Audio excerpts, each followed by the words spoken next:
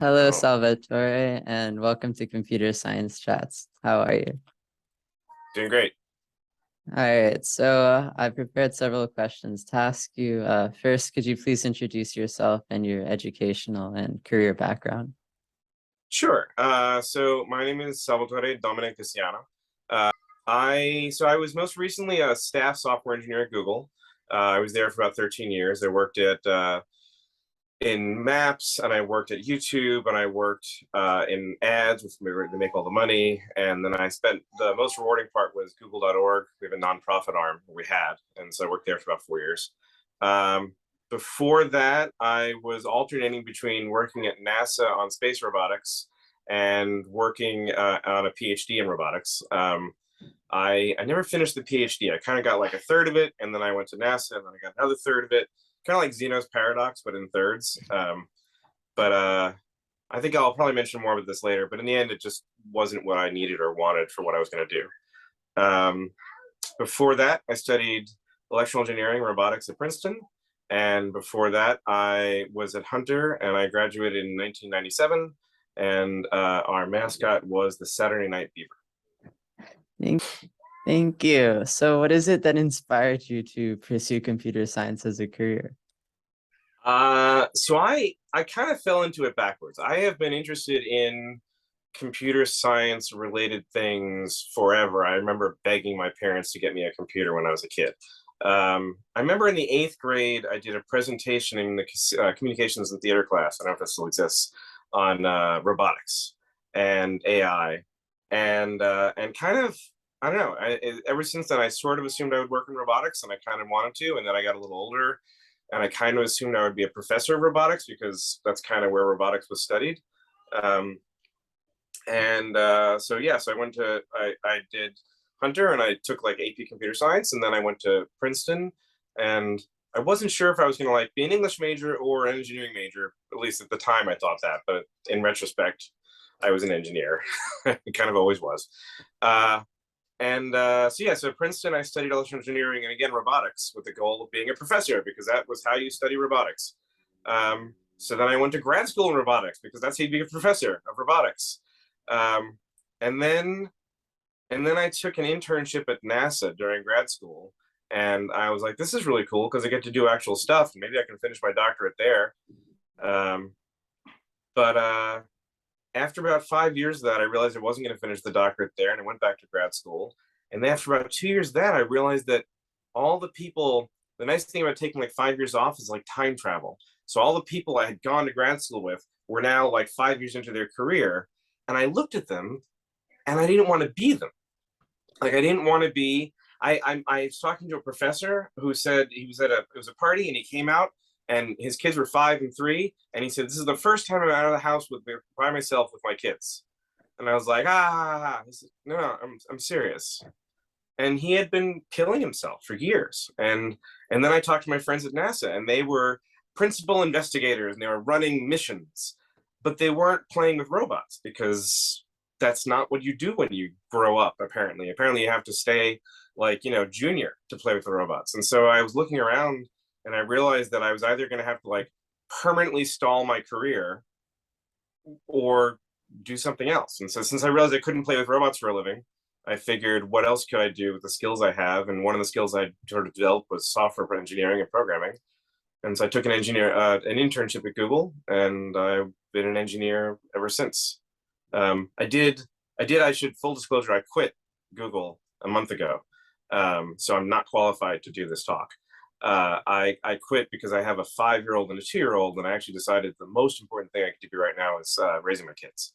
So I'm going to be a stay-at-home dad for a few years, and then I'll go back to engineering. But yeah, I never set out to be a software engineer. I set out to play with robots, and then when I realized I couldn't, I ended up here. That's very interesting. So, could you describe some of the activities that you do or did through your work? Um, Yeah, I mean, every job I've done is different. I spent time in academia, and I spent time in industry, and I spent time in government, which is kind of like in the middle of the two. I was not a government employee. I should not say that. I was an employee of QSS Group, contractor. That doesn't mean anything to anyone except for the people who care about those things. Uh, I let's see. So the day-to-day at Google really depends on how senior you are. When I started, it was mostly I'd be given a small project and I'd work on it for an hour or two, and then I'd realize I was totally stuck. And then I'd beat my head against the wall for about 2 hours, and then someone would say, "Why didn't you ask a question earlier?" And then I realized it was okay to ask questions, and then they give me an answer, and then I go for another day. That period gets longer and longer. You go from a day to a week to a couple of weeks.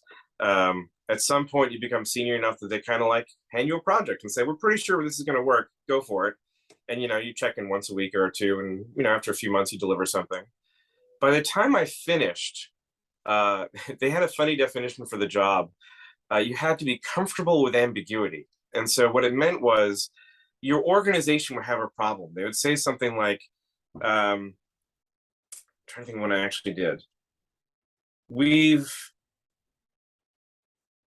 discovered that people don't get what they need out of Google Maps when there's a hurricane. Go. And so I would work with a product manager and some other people, and we try to figure out what that meant. And with my team, actually, I was a little junior for this one, so I didn't come up with the entire idea. But the 6 who was involved with that project, basically the staff engineer, figured, all right, well, we probably need a visualization, and it should probably go this way, and it probably on these platforms, and we built it. So I don't know. It's sort of like the day-to-day at the when you're senior, it is solve this abstract problem. When you're junior, it's here's a little thing we need done. Could you go do it? I don't know. The mechanism depends on the team. We usually had team meetings once a week. We had stand-ups once a day where basically you'd stand up literally because otherwise it would take too long, and spend 60 seconds talking about what you were doing and what you were stuck on and what you needed help with. There's kind of a way of everyone knowing what was going on. You made sure it was 60 seconds. At least when I was the team lead, we used a Nerf gun, which is a good way of ending people 60 seconds. I'm not sure that would fly today. It's been about 5 years since I've tried that. So yeah, there's those, and then there's a lot of discussion. It's a lot of like, when you're junior, it's very much like talking to the people who designed the thing and figuring out what they meant. And then when you're in the middle, it's a lot of like talking to all the people who are working together to figure out how to work together and what we should each be doing. And then when you're senior, it's a lot of like talking to the different organizations and trying to figure out what their needs are and whether they match yours. And if they do, maybe you could work together. And if they don't, well, then you try to figure out what's wrong. So yeah, it's funny. I like to say the biggest problem in technology is people. You think it's about like, how do I solve an NP complete programming problem? And by and large, it's how do I figure out how to get 50 engineers to work on the same thing without breaking something or each other. So yeah, I don't know, a lot of that. So what do you like most about these activities? So I'm a little weird. I feel like a lot of people end up in engineering either because they like talking to computers or don't like talking to people. And it's a shame because in the end, the real purpose of a computer is to solve people problems. And if you don't understand people, you're solving the wrong problem. And that is a thing that like a lot of companies will do. If you ever have a product that you launch and nobody uses it, it's because you were solving the wrong problem. You didn't understand the people. I guess I'm split. I'm both of those people. I love just putting my head down and having a thing that is hard to design and build, and then I like bang away at a keyboard for some ungodly number of hours, not because I'm told to, in fact I'm told not to, but because I just am so into the problem that it's kind of cool. And then at the end, like, it runs, and I like there was nothing there before and now there is something. So I think that's one flavor of my favorite thing. But the other flavor is having groups of people that don't really understand how they need to work together, and they don't have a common vocabulary. They don't understand what the problem is even. And so sitting down with like pairs of people and then groups of people and then like subgroups of people and then trying to get everyone on the same page to figure out what we're building, and then eventually you've got this like group of people moving in the same direction, and you can get so much more done that way than any one person could ever do.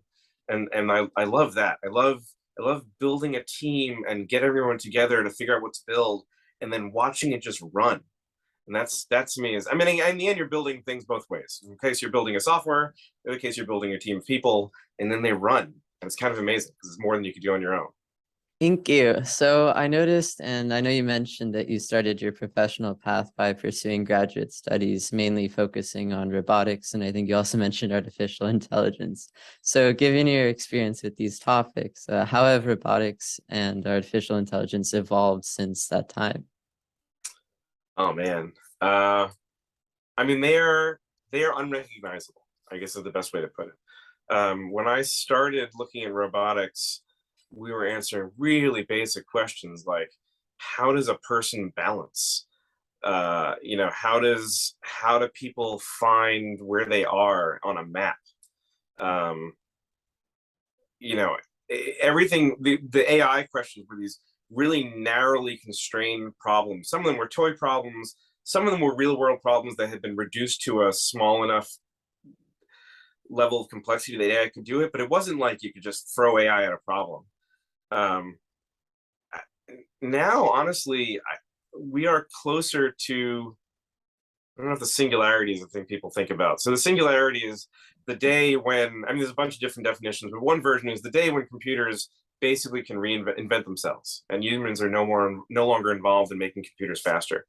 Um, I think we are now closer to that than we are to the beginning of computer science, and that was not obvious 20 years ago. Now we have like there's things like DALL-E that like you give it a sentence and it makes a piece of art. Um, we have robots doing parkour, right? Like there are YouTube videos of robots doing this. We have, you know, all we there's things called TensorFlow is a library that is a computer science library that Google put out that like is more advanced than anyone anywhere in the world had even 10 years ago. And so it's just, you know, it's night and day. It has gone from toy problems and basics to real problems and real uses. And actually, there's a real challenge there because the problem is once robotics and AI, we don't call them robots, by the way. Once they get into the real world, we call them 747s and we call them, self-driving cars. Robots make people nervous. But in the end, we have robots on the street and we have AI making serious, important decisions. There are there are ideas, and I think they've even some of them been tried, of having the justice system have AI predict whether someone will be a criminal again. Like that's nuts, and it's great because in theory, it's less biased than anything could possibly be. Uh, in practice, it turns out if you have the wrong training set, it's the most problematic, opaque, racist system you could possibly build. And so I think on the technical side it's gone from like basics to like wow. But the hidden part, and this is part of why I keep mentioning like studying English or doing other stuff, in is that the hidden part is that the implications have gotten insane. It was very easy to know whether a robot that was supposed to walk was behaving itself. If it fell down, it wasn't walking. It's really hard to know if a robot running a justice system is making systemic errors. And I think we are in some ways ill-equipped to figure those problems out right now, we as humans. And I think that's the most challenging part right now is I feel like the technology in a lot of ways has outpaced the morals and the ethics. And I don't know, it's a little scary for me. Yeah, so changing gears a bit and focusing more on career choices. I know that after spending time in graduate school and the government, that you transitioned your career more towards industry. So how do career skills change from academia and government to industry? And also, does job satisfaction change? Hmm. It's a hard problem to answer. I I'm not sure that depending on how old the person you are, whoever is watching this video, this answer may or may not be useful. I found that one of the problems in dating was that if your relationship is long enough, you're a different person at the end than you were at the beginning. And so, evaluating who that person was and how they fit into your life and whether it was the right choice, you'll never know because you'll never be that person again.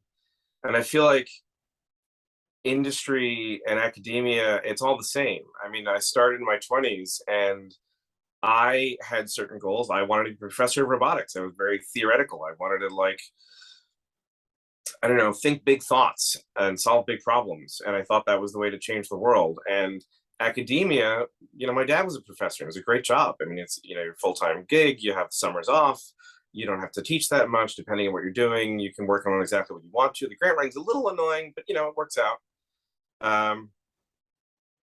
And I guess when I started, that was like pre-Google, right? So software engineering wasn't even really like, the gold mine it is today, right? Now people graduate, people who shouldn't be in software engineering graduate and think, I'm going to do software engineering because it makes a lot of money.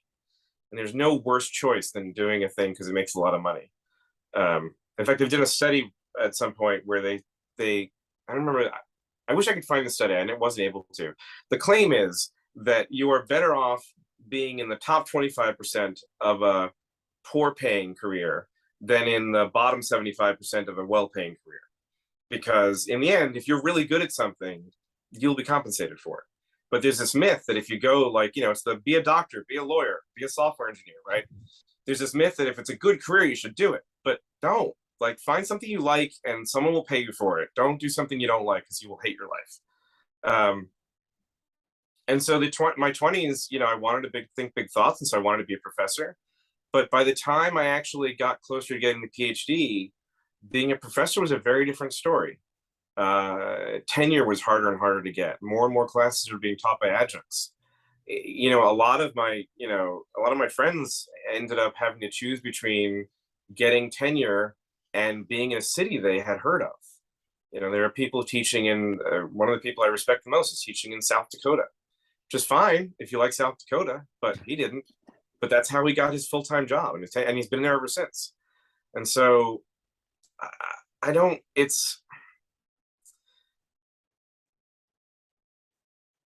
there's a lot of different things you need. In academia, you're more on your own. You're effectively running a small business. You are the professor, you have to get money, you have to have students who are your staff, and you have to come up with projects and figure out how to execute them.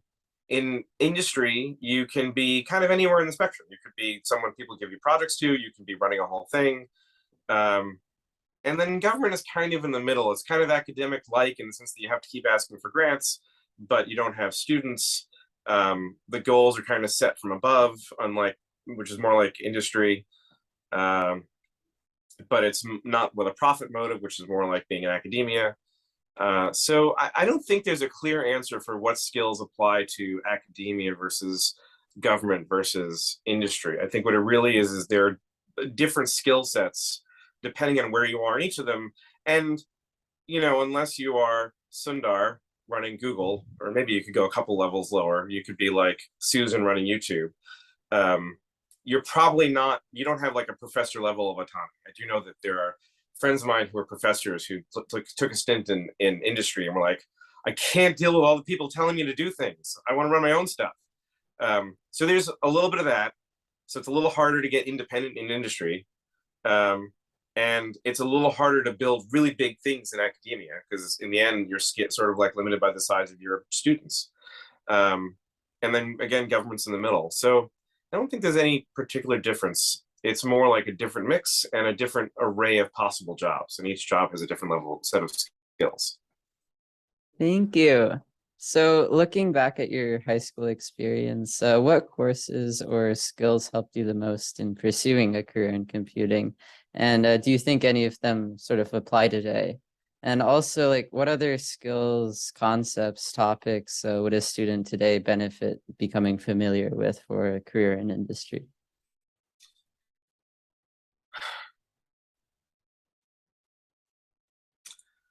I don't think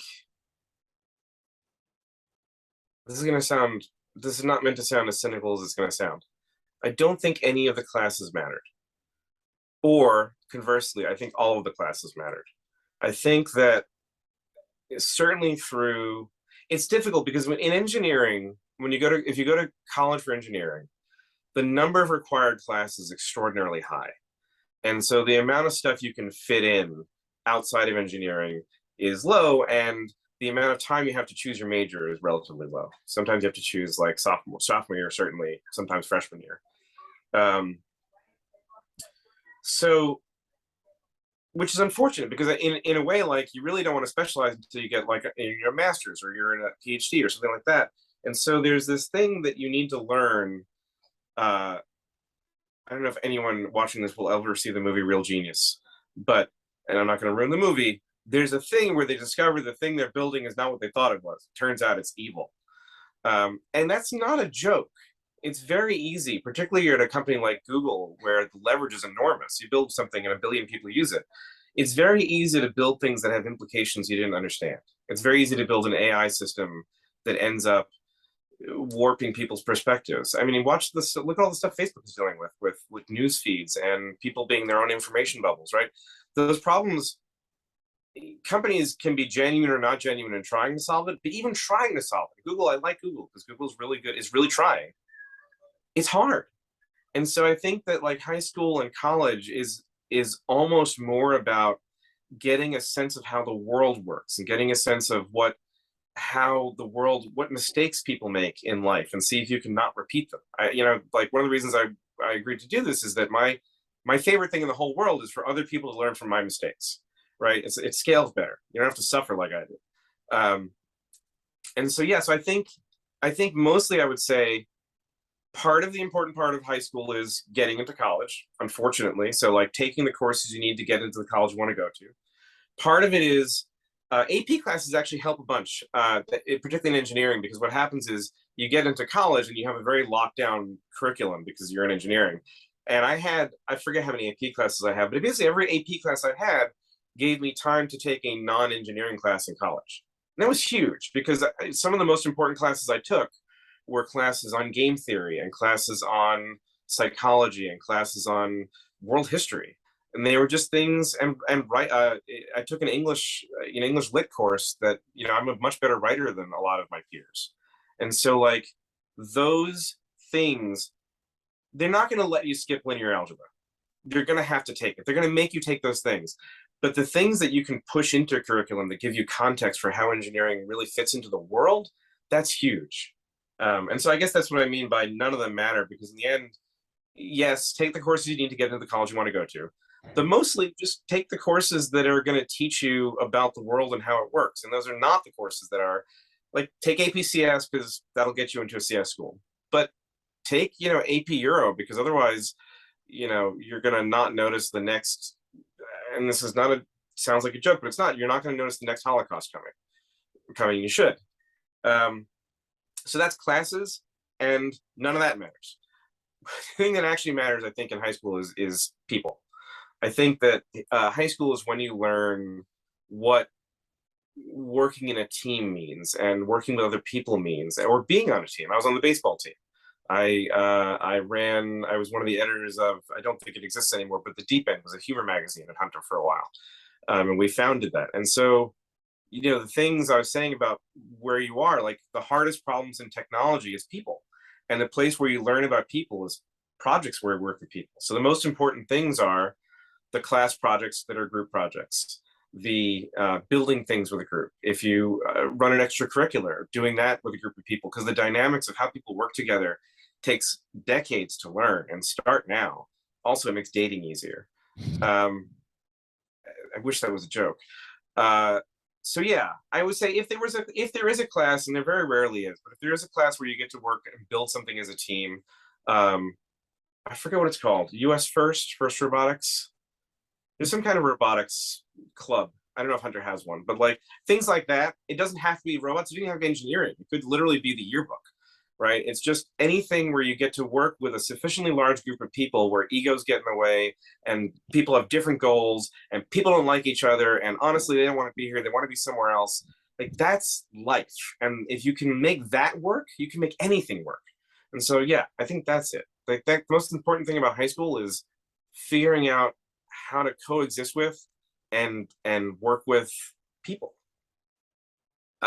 Two other things I think are important are tinker, play with stuff. That's a thing that like never gets unimportant, no matter how old you are. People get to Google and they think, oh, I don't know anything. And this is not me being like weird or patronizing. Literally, you get to Google, we call them nooglers. They're new Googlers. And they think, I don't, there's all these technologies I've never heard of. It's all Google proprietary. I'll never, but what they don't realize is that like every 3 years, everything turns over. And I was there for 13 years, but like the stuff I knew from 10 years ago, like 3 years earlier was not useful. And so the willingness and ability to like look at a new technology or look at like again, not necessarily engineering, like a book that comes out and kind of like play with it and figure out what it means and how it fits into everything else. That's huge, and that's the kind of thing you learn early on. You either there are some people who sort of look at a thing and figure out what the rules are and then follow the rules. And I think the most successful people, particularly these days, are the ones who can look at things and think, I wonder how that goes together. So, just play with stuff. Physics lab, chemistry lab, lunch table, doesn't matter. The other thing which is similar is I think it's really important to learn how to learn. And that's one thing that I think Hunter did really well. I feel like, tech and STI and Bronx Science, like they all have their strengths.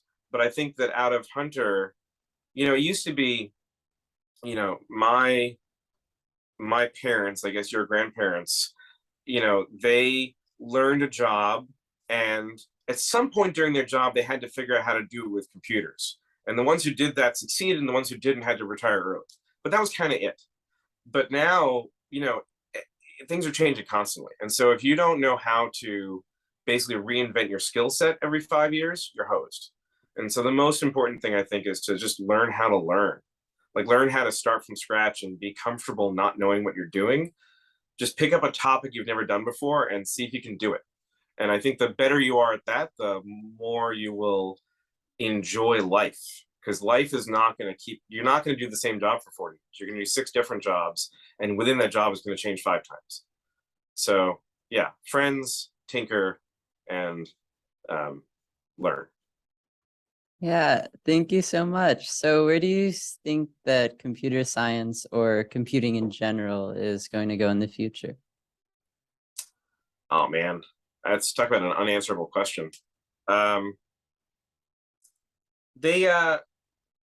My mom was actually a high school social studies teacher at Brooklyn Tech. She told me once that in the 1970s, the world was going through the equivalent of the Industrial Revolution every, I forget if it was maybe 20 years. And so the Industrial Revolution like completely changed the entire landscape. Jobs became obsolete and new jobs arose and new skill sets became important and old skill sets became unnecessary. And it still took them 100 years to adjust to it. And now it's happening like every 20 years. But the theory is that's accelerating. And so now I've heard it's closer to 10 or 5 years. We just like, you think about mobile phones, right? 15 years ago, nobody had them. Now everybody has them. There's absolutely no way to know what we are all going to have in 10 years.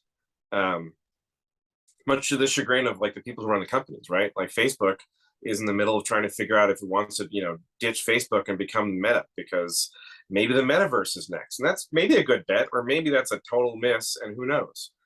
I think mostly the thing you can be sure of is computers will be like mind-bogglingly capable of things. Quantum computing will be a real thing. So all the cryptography that we've had for the last 60 years will become totally obsolete.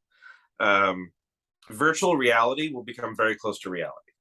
We're kind of mildly awkwardly pre-COVID, right? This is weird, right? You wouldn't be like, hey, can you set up a Zoom call? And people would be like, I don't know, man, I haven't used the Zoom before, right? And now like my grandparents like know how to use Zoom, but like 10 years from now, this is going to be normal. You're going to pop on your glasses and like talk to somebody who's not next to you, and it'll be like they're next to you. I think the in general, the line between technology and humanity will blur. There's this problem right now of, we talk about cyborgs and the Terminator. And I think the thing they missed is it's not going to be a robot. It's going to be a guy with a robot arm. It's going to be, a person who is blind, who can see because they had a camera implant, right? It's going to be effectively cyborg, right? And that's, I think where we're going will be, the singularity is scary because computers will take off and beat us at everything. But I honestly don't think there's going to be as much of a difference between computers and people. Now we're decades off. But in general, I think the whole notion that like there are computers and there's a USB port and there's this peripheral and I have to use a mouse that holds my hand like this, like that's going to change.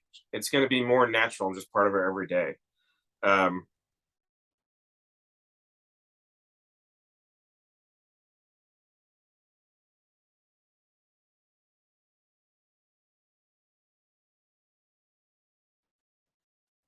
I think I think another thing is that privacy is going to become more and more of a myth. I think it was Thurber, but I'm not sure. But the idea was there was a there was a brief period from like like the 1920s to like 2000 where people could be anonymous. Like you could move to a city and no one knew who you were, and you left the little town you grew up in because in the little town everyone knew you and everyone knew what your business was. But now everyone knows what you're doing and everyone knows what your business is. And it's actually going to become worse and worse because big data is going to collect everything and everyone's going to know. Equifax got caught recently, or not, they admitted it, they didn't get caught. Equifax found out that 25 of their employees were working two full-time jobs at the same time. And the way they caught it was they have a database of every job and every paycheck that 225 million companies issue every week. And so they looked at that and they said, well, that's weird. These 25 people work for us and they're showing up in somebody else's thing. But like, can you imagine 30 years ago? Like, no one could catch you working two jobs. You did your two jobs and nobody cared. Or maybe they care, but they couldn't find it out. So, yeah, so the whole idea of, I think, privacy, particularly again, as like people and technology start to merge and maybe our memories, or we have cameras on us, right? Remember Larry and Sergey, or Sergey particularly, walking around with those glasses, the Google Glass, and it was usually the dork with the camera on his glasses. And it was weird, and it was about 15 years too early, but we're going to have cameras on our glasses, and everything we do is going to be on a video. And yeah, I think technology blurs, privacy goes away, and it's just a totally different world. It's not even comparable, I guess is the real answer. Thank you so much. So I know I asked about the skills needed, but what other advice would you have for high school students who would like to get into computer science, computing in general, or academia? I think mostly it's just don't think about it too much. I think, find a few people who got where you want to go. Find a few people who are maybe 10 years ahead of you, maybe even 20. Figure out how they got there. See if there's any commonalities between them. When I was in college, I found some professors and I tried to figure out how they got there, and I figured out what they studied and what they did, and I found a few things that were in common, and I tried to do that. But that's just going to give you a couple of years of vague direction, and then you're going to do it all over again. So yeah, don't think you can plan it all out. Just figure out the next couple of steps, and then just do them. It's not. If you think you know where you're going, you're wrong. Either you're going to change or the world is going to change, and it's not worth trying to like plan too carefully. And maybe at the risk of sounding too sappy, I think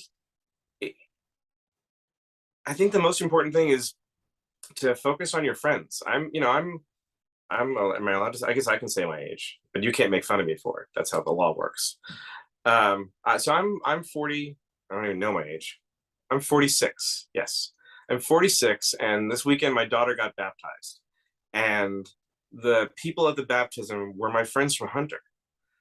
And so, like, it may seem, I mean, your world feels very much like high school is everything, and then like, but college is big and high school is small, and then the world is even bigger, and high school is this thing in the past. But it's not. Like the friends you make now, if you're lucky, are the friends you'll have your whole life. And life is complicated and it's confusing, and you're going to think you're going in one direction and then you're wrong, and then the world throws you this other way. And the people who are going to help you through that are the friends you have now. And so, study something you like, find a career you like, go to a college that you think will make you happy. But hang out with your friends. That's probably the most important thing. Everything else will figure itself out. Yeah, thank you so much.